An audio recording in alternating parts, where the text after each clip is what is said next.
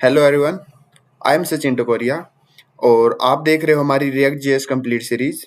और आज हम डिस्कस करने वाले हैं अपने बहुत ही इम्पोर्टेंट टॉपिक के बारे में जिसका नेम है यूज इफेक्ट हुक। और ये है अपना लेक्चर नंबर 17। तो इस लेक्चर में हम सीखेंगे कि यूज इफेक्ट हुक क्या होता है और इसको क्यों यूज किया जाता है। और आज हम ये भी देखेंगे कि साइड इफेक्ट क्या होते हैं और यूज इफेक्ट का सिंटैक्स भी देखेंगे। साथ के साथ हम स्टेट्स और प्रोब्स के साथ इसका यूज भी करेंगे। डाटा फैचिंग कैसे करते हैं हम ये भी देखेंगे। डिपेंडेंसी एरे कैसे काम करती है और क्लीन अप फंक्शन क्या होता है। और in the end of the lecture हम देखेंगे कि इंटरव्यू क्वेश्चंस क्या बनते हैं यूज इफेक्ट के अंदर। तो बिना टाइम वेस्ट किए चलिए चलते हैं अपने कोड की तरफ और शुरू करते हैं आज का लेक्चर नंबर 17। तो उसके लिए हम अपना वीएस कोड ओपन कर लेते हैं और ये अपना प्रोजेक्ट है। इसमें हम अपना app.jsx ओपन कर लेते हैं। हमने ओपन किया और सिंपली यहाँ पे RAFC हमने कर रखा है। तो हम यहाँ पे एक h1 कर लेते हैं ताकि हमको पता चल जाए अपना प्रोजेक्ट चल भी रहा है नहीं चल रहा। मैंने लिखा हेलो सचिन, सेव करके और अपना प्रोजेक्ट स्टार्ट किया npm run dev और ये अपना लोकल होस्ट 5173 पे स्टार्ट हो गया। हम कोई भी ब्राउजर ओपन कर लेते हैं। मैंने ये ब्राउजर ओपन करके यहाँ पे लिखा लोकल होस्ट 5173 और जैसे मैं इसको रिफ्रेश करता हूँ हेलो सचिन लिखा आ चुका है। हम ना यूज इफेक्ट के लिए सबसे पहले अपना इंस्पेक्ट ओपन करके रखते हैं टेस्टिंग के लिए। ओके। अब हम वापिस से आ जाते हैं। हम इसकी जगह पे कोई और ब्राउजर ओपन कर लेते हैं क्योंकि इसमें कुछ एरर आई हुई हैं। हम इसकी जगह ये मेरा पर्सनल ब्राउजर ओपन कर लेता हूँ और यहाँ लिखा हमने लोकल होस्ट 5173। ठीक है। अब क्या होता है, अब सबसे पहली बात यूज इफेक्ट हुक क्या है।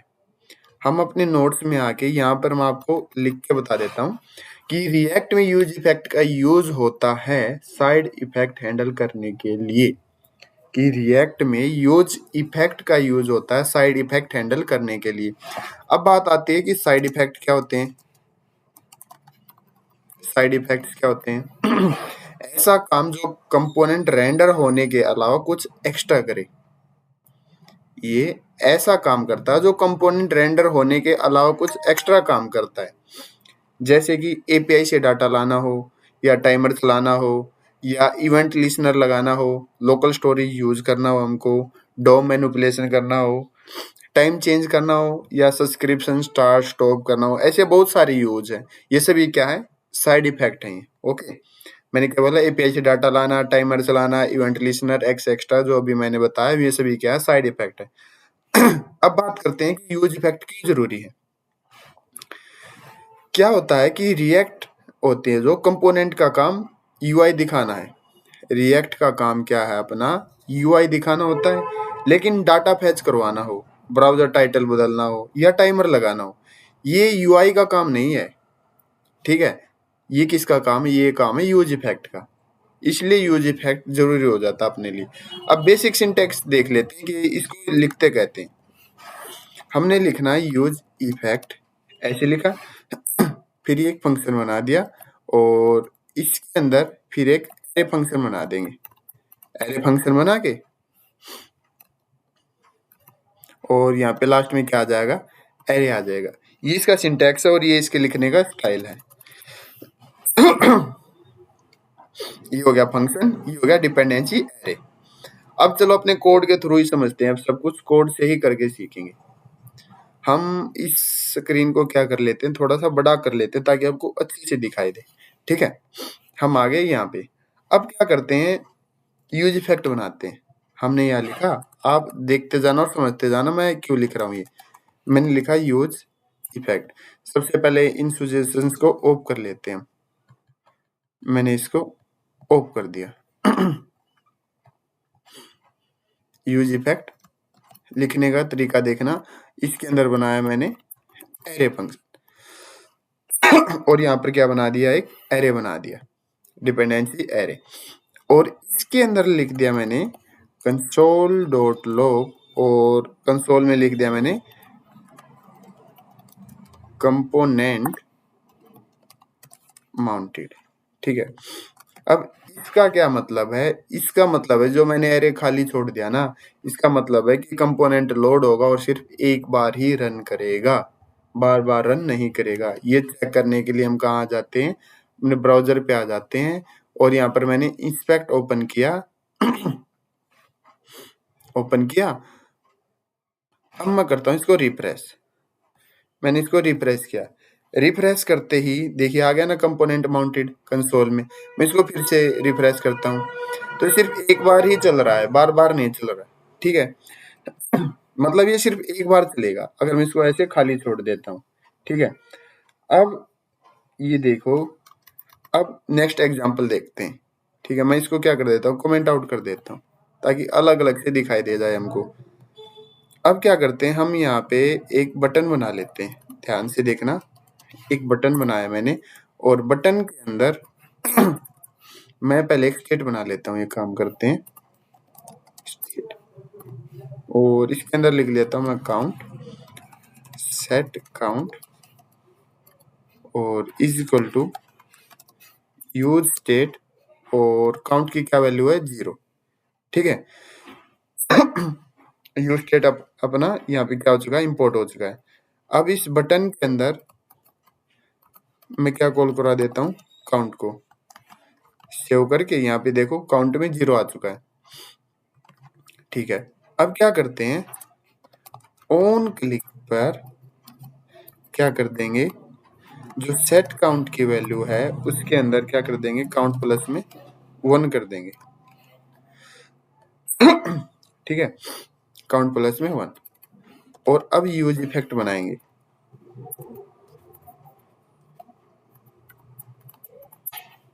और यहाँ पर क्या आएगा, अपना dependency array, okay?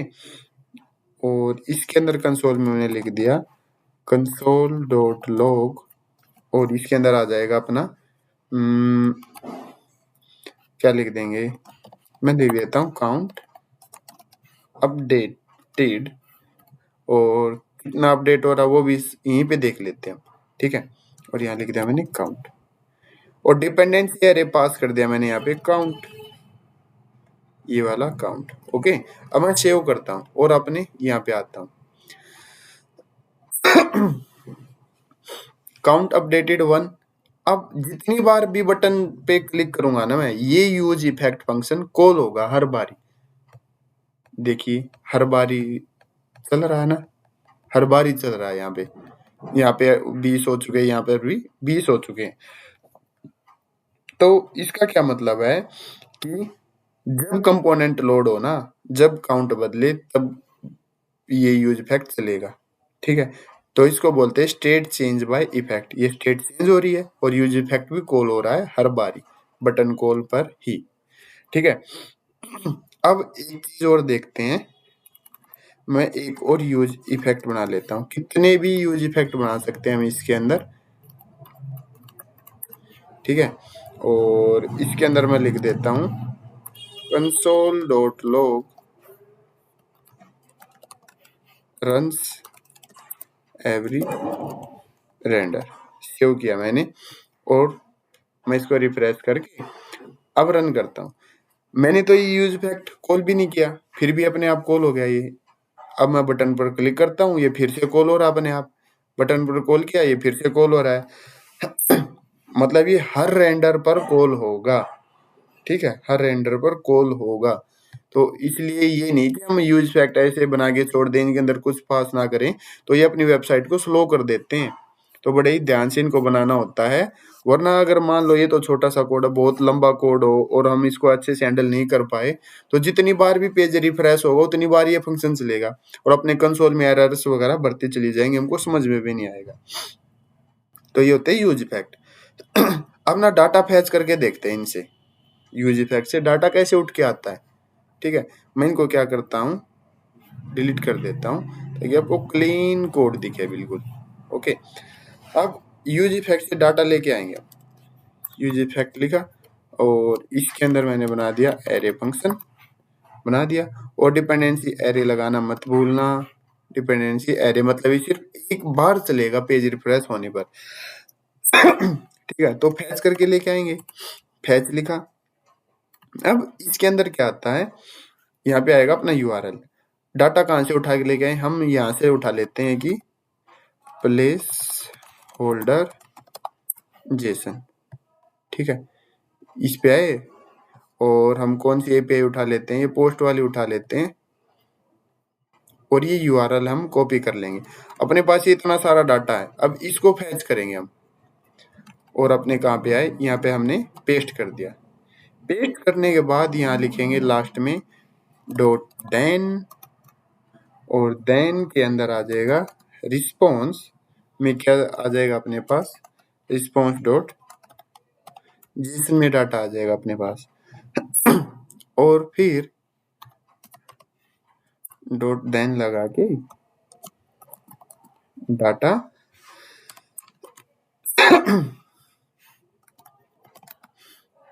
Console dot log में क्या देख लेंगे, हम डाटा ही देख लेंगे, ठीक है।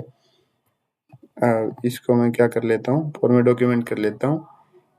ये देखिए, अब इससे हम डाटा उठा के लेके आएंगे। मैंने सेव किया, ये मैंने खाली छोड़ा डिपेंडेंसी एरिया ताकि सिर्फ एक बार ही चले, बार बार चलेगा तो पता नहीं क्या हो जाएगा इसमें। रिफ्रेश किया मैंने तो डाटा उठ के आ गया, देखो कंसोल में आ गया, 100 डाटा उठ के आए हैं, ये देखिए आ गया ना वो सारा डाटा उठ के। तो एपीआई से डाटा फैच करने के लिए भी किसका यूज होता है, इफेक्ट का, यूज इफेक्ट का, ओके।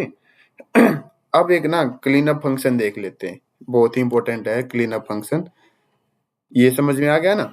अब क्लीन अप फंक्शन देखते हैं कैसे काम करता है। मैं इसको क्या कर देता हूँ, कमेंट आउट कर देता हूँ और क्या करते हैं, एक यूज इफेक्ट और बनाते हैं।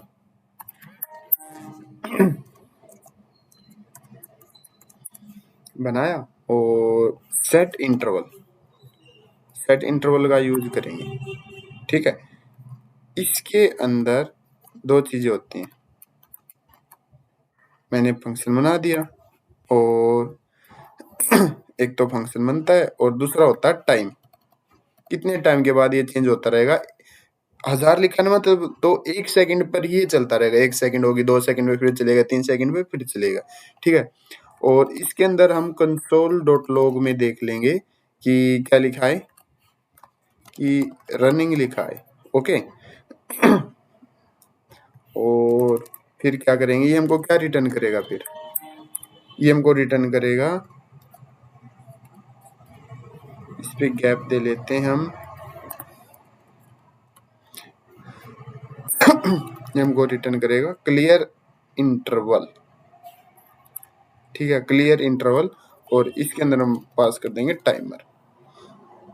टाइमर क्या है, ये है इसका नेम, ये टाइमर, ओके, सेट टाइमर, ये ठीक है अपना। और लास्ट में डिपेंडेंसी एरे रह गया था, ये देखिए यूज इफेक्ट के अंदर हमने सेट इंटरवल किया, इसके अंदर दो चीजें होती है, फंक्शन और टाइम। टाइम ले लिया हमने, 1 सेकंड पे ये कॉल होता रहेगा, कंसोल में लिख दिया रनिंग, और ये क्या रिटर्न कर देगा हमको, timer, clear interval timer. Save किया और यहाँ पे आगे रिफ्रेश करके हम देखते हैं, देखिए रनिंग 1 सेकंड में चेंज हो रहा है, 4 हो गए, 5, 6, 7, 8। तो ये जब रन होता है, जब कंपोनेंट अनमाउंट होता है, री रन करना हो बार बार, देखो अब जब मैं इसको रिफ्रेश करूंगा ना तो ये ऑटोमेटिक अपने आप से रिस्टार्ट हो जाएगा। रिस्टार्ट हो गया ना, अपने आप से स्टार्ट रन होना, अपने आप कॉल हो रहा है, ये 1 सेकंड बाद अपने आप कॉल हो रहा है, ये मैं इसको कुछ कर भी नहीं रहा। रिफ्रेश किया, वेबसाइट में रीलोड हुई, अपने आप चलना स्टार्ट कर देगा ये यूज इफेक्ट फंक्शन। ठीक है, तो आज कुछ इंपॉर्टेंट क्वेश्चन देख लेते हैं, इंटरव्यू क्वेश्चन। क्वेश्चन क्या बनते हैं, यूज इफेक्ट क्या है, साइड इफेक्ट हैंडल करता है ये, यूज इफेक्ट क्या है, ये साइड इफेक्ट को हैंडल करता है, ठीक है। अब डिपेंडेंसी एरे क्या करती है, डिपेंडेंसी एरे हमने पढ़ी ना, इफेक्ट कब रन होगा ये कंट्रोल करती है, याद रखना, ये इंपॉर्टेंट इंटरव्यू क्वेश्चंस हैं कि इफेक्ट कब रन होगा ये कंट्रोल करती है, ठीक है। अब क्लीनअप फंक्शन क्या है? क्लीनअप फंक्शन बनाया ना हमने लास्ट में, इफेक्ट रिमूव या स्टॉप करने के लिए।